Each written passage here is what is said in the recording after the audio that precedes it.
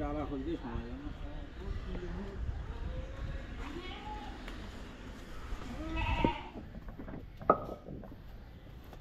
আপাতত আমরা সাইলে জানতেছি। তো এই কয়দিন মাঝে খড় খাওয়াইছিলাম, আর যেহেতু কৃমি টিমি করানো হয়নি, খড় দিছিলাম। তো খড় খাওয়ায় বা ঘাস খাওয়ায় আমি আসলে ওই রকম স্যাটিসফ্যাকশন পাই না আগে থেকেই। মানে অনেকবারই ট্রাই করছি যে খড় দিয়ে খাওয়াই, মানে খড় খাওয়াই বা ঘাস খাওয়াই, আর এখন যেই অবস্থা পানির কারণে খড় বা ঘাসের তীব্র সংকট চলতেছে আর কি। তো এই জন্যই এগুলা না খাওয়ায় সাইলেজ খাওয়াইলে গরুটা তাড়াতাড়ি ইয়া হয় আর কি, ফিট, তাড়াতাড়ি ফিট হয় আর কি। তো এই জন্যই সাইলেজ আনাইছি। আর মন্টু চাচা কয়েকটা বস্তা নিল আনো 4টা 8টা 4টা 5টা লিও।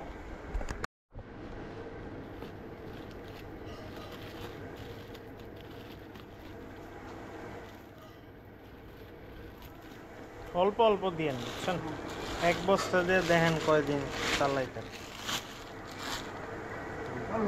খাওয়াটা ধরলেই তো তারা পরে প্রথম দিছি, এরপরে আগে শুকছে বিড়ালের মতো।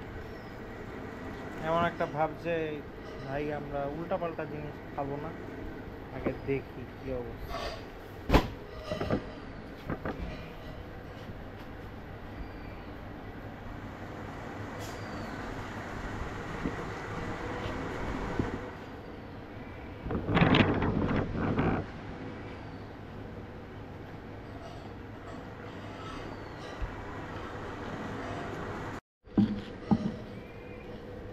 অত সুবিধা না।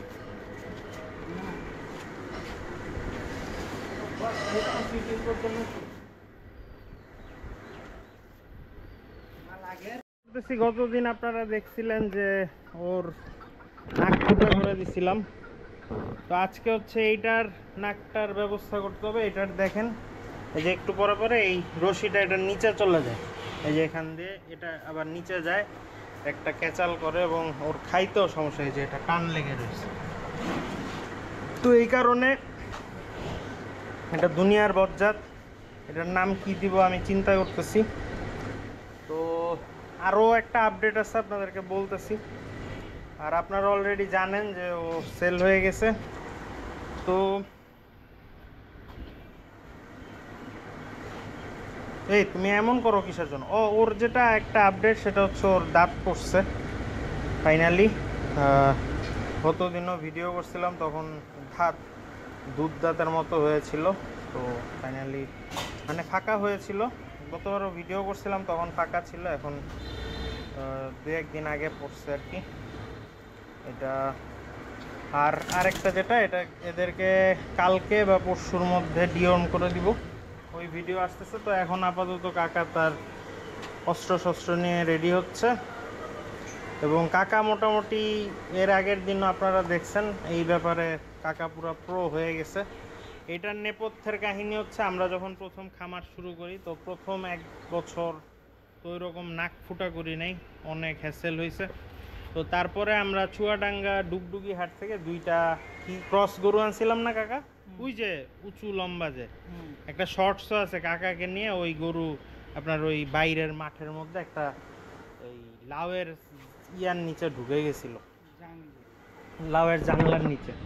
তো ওইটাকে কাকা মানে কোনোভাবে হ্যান্ডেল করতে পারতেছিল না। পরে লোককে বলছিল যে আনতে নাক ফুটা করে দিতে। কত জানি চাইছিল কাকা?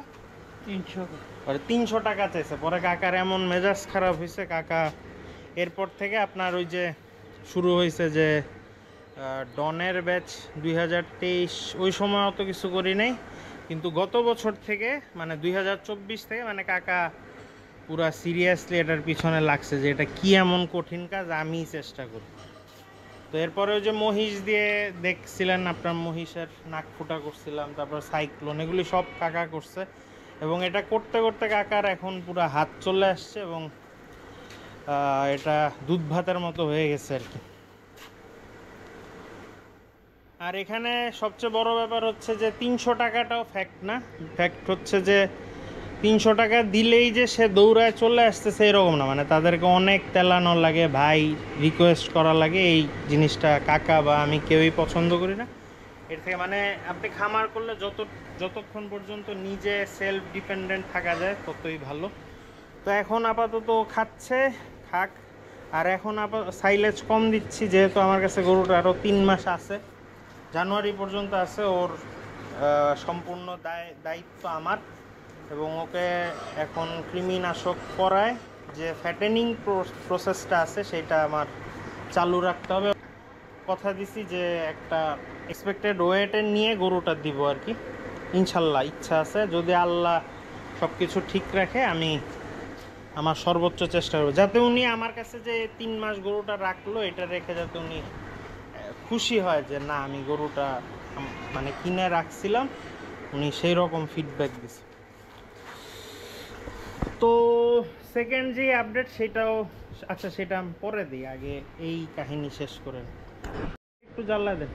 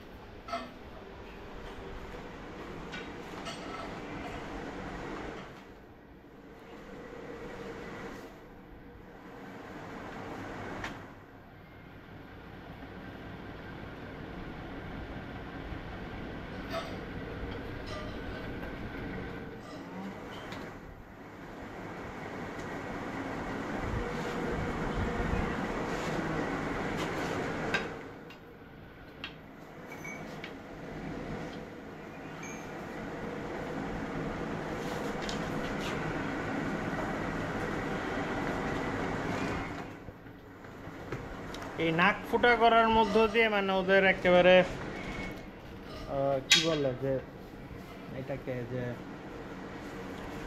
হোল প্রসেসটা আর কি শুরু হবে ইনশাল্লাহ। আপাতত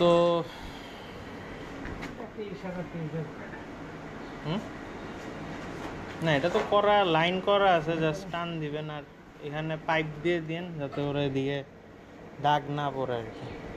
সেসব দড়িয়ানো ওই কালো কালো দড়ি নাই না, দড়ি আছে, সেই দড়ি দিয়া ওখানে লাগাইলে তোমার একটা নাম দিতে হবে, তোমার একটা নাম দিতে হবে কাকা, এটার একটা নাম দেন। অনেকে বলছে যে দই রাখতে, বাট দই নামটা আসলে ওইভাবে যাইতেছে না, মানে আমার লাল না ইয়া হইতেছে না, কারণ দই দই নাম দই হইতেছে না, দই না, এটা অন্য কিছু রাখবো। যারা দই সাজেস্ট করছিলেন তাদের আরে এটা দিয়ে আদর নেই, মাশাল্লাহ মাশাল্লাহ ওরে লোক।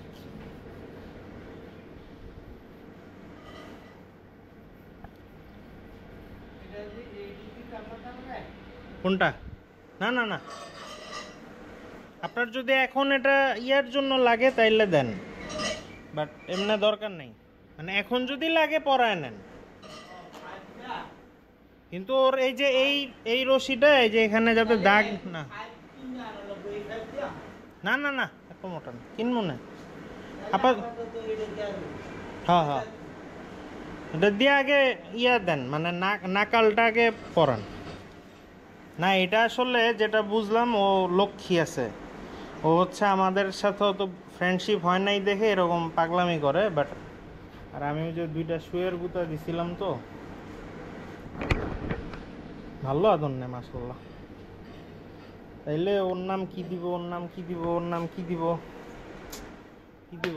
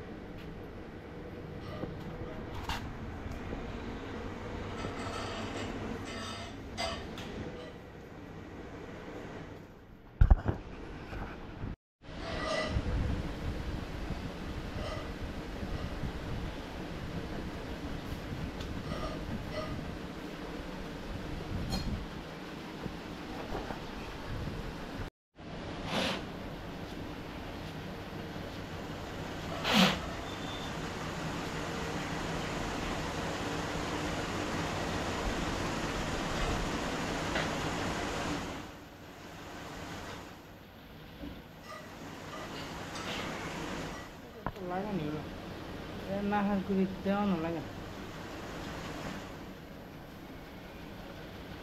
এটা আসলে নাক ফুটা করার থেকে ইজি, কারণ ওর অলরেডি ফুটা আছে, ওটা জাস্ট চিকন রশির বদলে মোটা রশিটা ঢুকবে, একটু গায়ের জোর লাগে। আর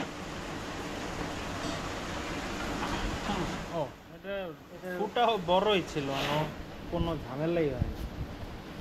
ওইটার আবার একটু ব্লিডিং হয়েছিল।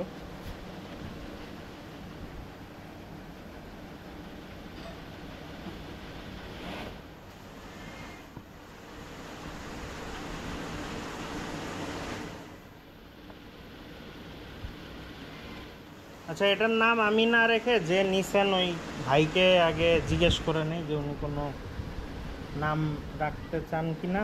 যেটার লোমগুলা পড়লে আবার লোম পড়তেছে, এই সময় যদিও লোম পড়ে না, কাকা মনে গোসল করার নাই, না গোসল করার না মনে হয়। হ্যাঁ, এই জন্য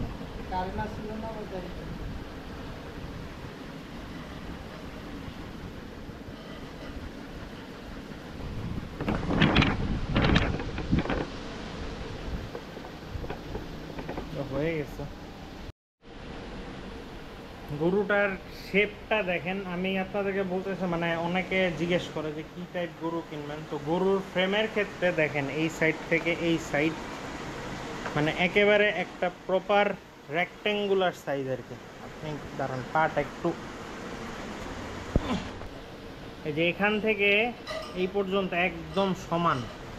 এই যে এরকম ফ্রেম যদি আপনি চুজ করতে চান, সবসময় এরকম ফ্রেম চুজ করবেন মোটা তাজার ক্ষেত্রে, যে পিছনে যতটুকু ওয়াইড সামনেও ততটুকু ওয়াইড। আপনি একটা গরুর বডিকে যদি এরকম আয়তক্ষেত্র হিসাবে কল্পনা করেন, ধরেন এরকম একটা প্রপার আয়তক্ষেত্র কিনবেন, সেই গরু, এই যে দেখেন, সেই গরু আপনাকে সবচেয়ে ভালো ফিডব্যাক দেবে। আবার এটা দেখেন, ওইটা একটু ওয়াইড রেক্টেঙ্গুলার ওয়াইড, আর এইটা একটু চিপা, বাট স্টিল দেখেন আপনি এখান থেকে এখানে সমান, কোনো মানে বাঁকা হবে না। মানে ধরেন এইটা যদি এরকম হইতো, সামনে দিয়ে মোটা, পিছন দিক দিয়ে যদি একটু চিপে যেত, তাইলে এই সমস্যা। মুরালির ক্ষেত্রে, মুরালি অনেক শুকনা কিনছিলাম, কিন্তু আপনাদের যদি মনে থাকে ওর ফ্রেমটা দেখেন আপনার আগের ভিডিওতে, যে একটু পিছন দিক দিয়ে একটু আপনার চিপা ছিল, মানে হালকা ওটা ছিল, কিন্তু তারপর যদি ওইটা যদি একদম সমান থাকতো তাইলে আরও বেটার রেজাল্ট পাইতাম আর কি। তারপরে আমি দেখাই চিপা বলতে কীরকম বোঝাই। এই যে এই গরুটা দেখেন, এটা দেখেন, এখান সরো, এই এই যে মানে এখানে এসে একটু চিপা হয়েছে, এদিকে একটু ওয়াইড, আর এখানে আর একটু চিপা। তো এই টাইপের ফ্রেম অ্যাভয়েড করা উচিত। তো এইটা আমি যেহেতু নিছি, হয় স্লটার করব অথবা নিজেদের কোরবানির জন্য, সমস্যা না। যেমন সুরমার ফ্রেমও এরকম ছিল, একটু পিছন দিক দিয়ে একটু চিপা, আপনার স্লটার করব সেই উদ্দেশ্যে নিছি। এইটা অত আমি মাথা ঘামাই নাই, আর প্রপার একটা পিওর দেশি গরুর